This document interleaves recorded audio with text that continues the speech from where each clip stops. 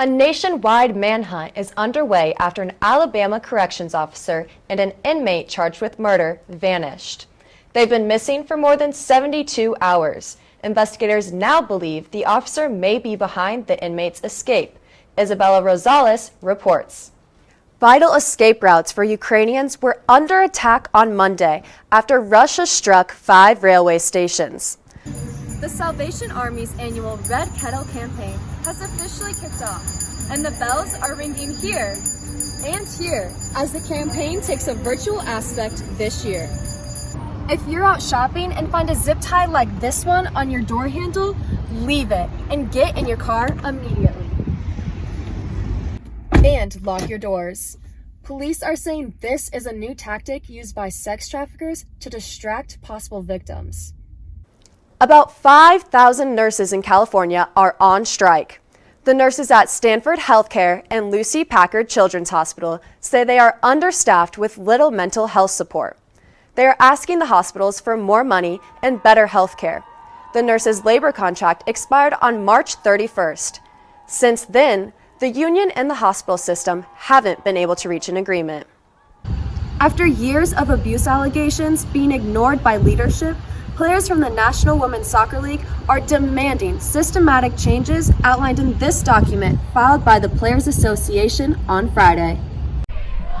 With signs in hand, over 1,000 people gathered outside of Memorial Park to protest the overturning of Roe v. Wade. Their message? Abortions are still legal in Nebraska, and they're going to fight to keep it that way. We are going to do everything in our power to keep abortion safe and legal in Nebraska. In response to the Supreme Court's decision, leaders of the Women's Fund of Omaha, Nebraska Abortion Resources, IB Black Girl, Omaha Women's Day March, and the Great Plains Action Society organized tonight's rally, giving people a sense of community and strength. A community of people who believe firmly that the people have fundamental rights to bodily autonomy, to control and over their bodies, and the right to make their own decisions free of politicians' beliefs. Chants of "My Body, My Choice" rang in the air as the crowd moved through the park and filled in the sidewalks along Dodge Street. For some, their reason for protesting was more personal. I just feel really passionate about it as a woman. I've been in that situation where an abortion was needed and I had access to that. Others, just there to show support. So I'm here to support legal right to abortion for those that choose to have an abortion. But all in attendance shared the same determination to fight to keep abortions legal in Nebraska. Organizers are encouraging everyone to make their voices heard by contacting state representatives and getting out to vote. Reporting, I'm Maddie Augustine.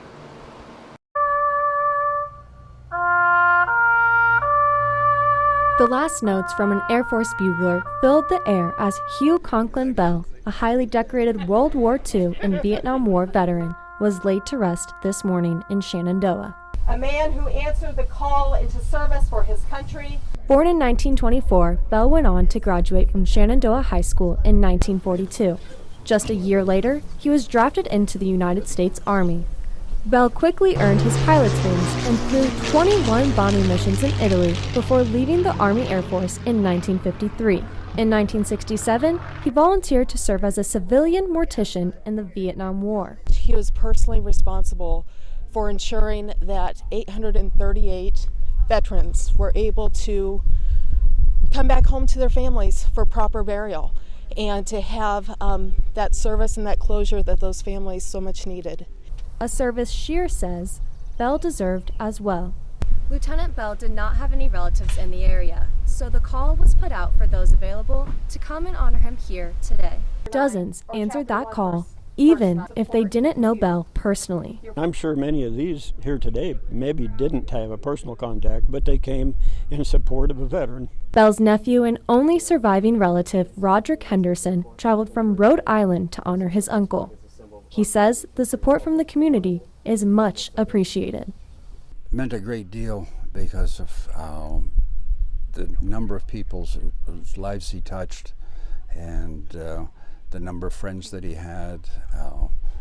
And it's just very heartwarming. Those close to Bell say honoring him today was never a question because he was a patriot.